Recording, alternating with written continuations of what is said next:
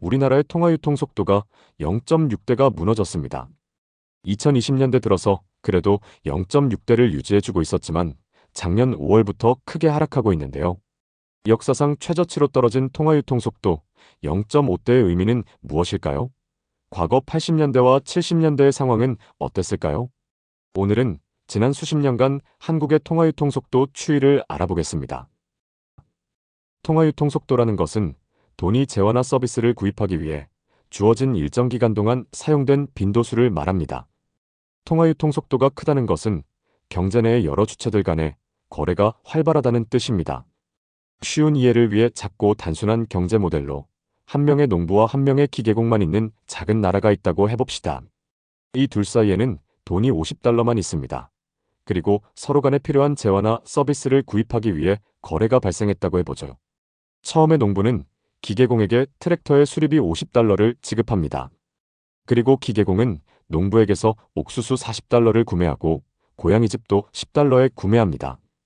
이렇게 총 3번의 거래가 1년 안에 일어났다면 이 나라의 통화량은 $50밖에 없지만 $100의 거래가 창출된 것입니다. 이 소경제국의 통화유통 속도는 존재하는 통화량의 2배만큼의 거래가 이루어졌으므로 통화유통 속도는 2가 됩니다. 이렇게 소경제국의 예시를 통해 현재 한국과 같은 국가 경제의 통화유통 속도도 이해하기 쉬워집니다. 여기서 통화유통 속도의 기준이 되는 통화량은 M2입니다. 현재 한국의 M2는 4,186조 원이죠. 아까 우리나라의 통화유통 속도는 0.59라고 했죠. 이는 통화량 4,186조 원 중에서 각 경제 주체들 간의 거래가 2,469조 원밖에 일어나지 않았다는 뜻입니다. 그리고 그만큼이 정확히 우리나라의 명목 GDP가 되는 것이죠. 국내 총생산이라 불리는 GDP는 사실 이런 개념에 불과합니다. 지금은 통화유통 속도가 0.59지만 여기서 속도가 2배 늘어나서 통화유통 속도가 1.2가 된다면 어떻게 될까요? 그렇게 되면 우리의 경제 규모는 단숨에 5천조 원을 돌파합니다. 늘어난 통화유통 속도로 인플레이션까지 추가된다고 가정하면 통화유통 속도만 2배로 늘어나도 한국의 GDP는 일본의 GDP 규모와 거의 비슷해지며 현재 세계 GDP 규모 14위에서 단숨에 5, 6위로 올라가게 되는 거죠. 하지만 아쉽게도 우리나라에서 통화유통 속도가 빨라지는 일은 일어나기가 힘듭니다. 1986년부터 지금까지 우리나라의 통화유통 속도 추이를 보면 꾸준히 하락하는 추세를 보여옵니다. 우리나라의 경제 성장률이 꾸준히 하락하는 흐름과도 일치하며 또 점점 악화돼가는 인구 구조의 변화와도 일치합니다. 이미 지금도 통화유통 속도가 0.5대로 내려왔는데 앞으로 더 안 좋아질 거라고 예상하는 이유는 전 세계에서 가장 빠른 고령화와 돈이 부동산에만 집중되어 있기 때문입니다. 1986년과 현재의 인구 피라미드를 보면 인구 구조가 완전히 반대가 되었습니다. 80년대 중후반은 50년대와 60년대에 태어난 베이비붐 세대들이 활발하게 경제활동을 하기 시작하던 때입니다. 인구의 대부분이 젊은 세대이다 보니 이들의 소비활동은 통화량의 2배가 넘는 통화유통 속도를 가능하게 했습니다. 반면에 현재까지 이루어진 고령화는 경제활동을 축소시켜왔고 고령화가 진행되는 만큼 통화유통 속도도 꾸준히 내려왔습니다. 여기서 추계인구를 바탕으로 한 2050년도의 인구 피라미드를 보면 상황은 더 심각해지게 되죠. 아마 이때의 통화유통 속도는 0.5대가 깨지는 것은 당연할 것이고 0.4대나 0.3대가 나올 것입니다. 그럼 앞으로도 통화유통 속도는 점점 낮아질 것이 뻔해지는데 정부는 어떤 정책을 펼치게 될까요? 정치적 성향에 관계없이 어떤 정권이 들어서더라도 통화량을 더 크게, 빨리 늘리는 쪽으로 귀결될 것입니다. 앞으로의 인구 구조를 보더라도 통화유통 속도를 늘리기는 어렵지만 통화량은 늘릴 수 있기 때문이죠. 제가 지난 영상에서도 통화량을 언급했는데 매월 발표되는 M2 추이는 너무 가파르게 늘고 있습니다. 외환 보유고가 전혀 늘고 있지도 않은데도 통화량만 늘리다가 이 후유증을 어떻게 다 감당할지 걱정되는 부분이죠.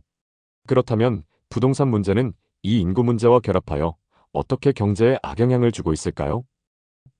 우리나라의 주택 소유 비율은 56% 정도입니다. 전체 가구 수 2207만 가구 중에서 주택을 소유한 가구가 1245만 가구가 되니 거의 정확하게 56%와 일치하죠.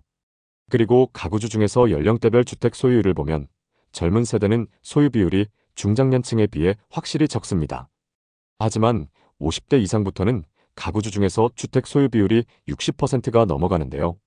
인구 구조에서 많은 다수를 차지하고 있는 세대의 돈이 부동산에 묶여 있다 보니 전체 경제에서 돈을 소비할 수 있는 여유는 점점 줄어들게 됩니다.